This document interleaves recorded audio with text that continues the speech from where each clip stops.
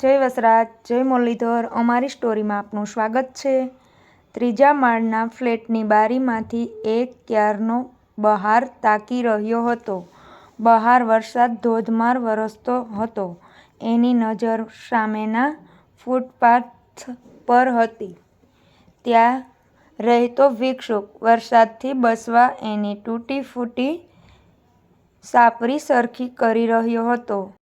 અનિમેષ પોતાના નામ પ્રમાણની નજરથી જોતો રહ્યો.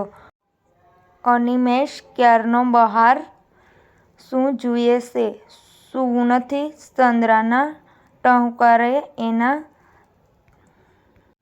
તંદ્રામાંથી જગાડ્યો. આવું છું કહીને ફરી એણે બહાર નજર કરી. ભિક્ષુક ઝપી ગયેલો જણાતો હતો. અનિમેષ પણ આડો પડ્યો. વરસાદની સ્પીડ યથાવત હતી. અનિમેષ અંજાન કોર્પોરેટર ક્લર્કના પગથિયાં ઝડપથી ચડતો એક તેજસ્વી યુવાન, નાનપણથી અનાથ બોર્ડિંગ સ્કૂલમાં રહીને ભણેલો. એના એક દૂરના અંકલ તેના ભણતરનો ખર્ચ આપતા એવું અનિમેષને જાણનારા બધા જાણતા હતા.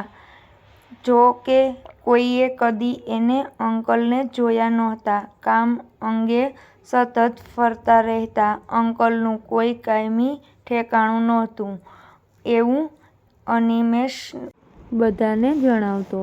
કોલેજકાળના સાંદ્રાની દોસ્તી સમયાંતરે પ્રેમ અને પછી લગ્નમાં પરિણમી હતી. એને અત્યારે આ સુખી જોડેલું આ ફ્લેટમાં વસતું હતું. સવારે અનિમેષ બારીની સામે એક નાનકડું ટોળું જમા હતું. અનિમેષ ઝડપથી બેડરૂમમાંથી બહાર આવ્યો. સંદ્રાને ડ્રાઇવિંગ ટેબલ પર કપમાં ચા ભરતી હતી. સંદ્રાને નીચે આ લોકો પેલો ભિખારી સામે બેસતો. તેની અવસાન થયું છે રાત્રે જ. થોડીવારમાં મ્યુનિસિપલ ગાડી લઈ જશે અને મ્યુનિસિપલ ગાડી કદી નહીં. હું કરીશ અંત્યેષ્ટિ. અનિમેષ આર યુ મેડ? તારે શા માટે આ ઝંઝટમાં પડવું છે? અને પોલીસવાળા સવાલ પૂછશે તો જવાબ શું આપીશ? કે તું એનો શું સગો થાય છે? હું એનો સગો થાઉં છું. અનિમેષની આંખો વરસવા લાગી હતી. મારો એકે એક શ્વાસ છે એનો છે.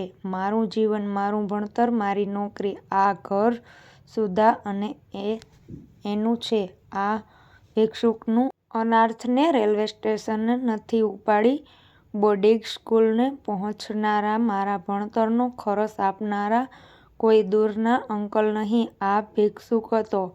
એની જીવનભરની બચત એણે આ ફ્લેટ લેવા ખર્ચી નાખી, જેથી હું આપણે સુખી રહીએ. મને એણે સોગંદ આપી રાખ્યા હતા કે સાચી વાત હું કહું કોઈને નહીં જણાવું, પણ આજે એની છેલ્લી વેળાએ પણ જો નહીં સચવાય તો આગળ બોલી નહીં શક્યો.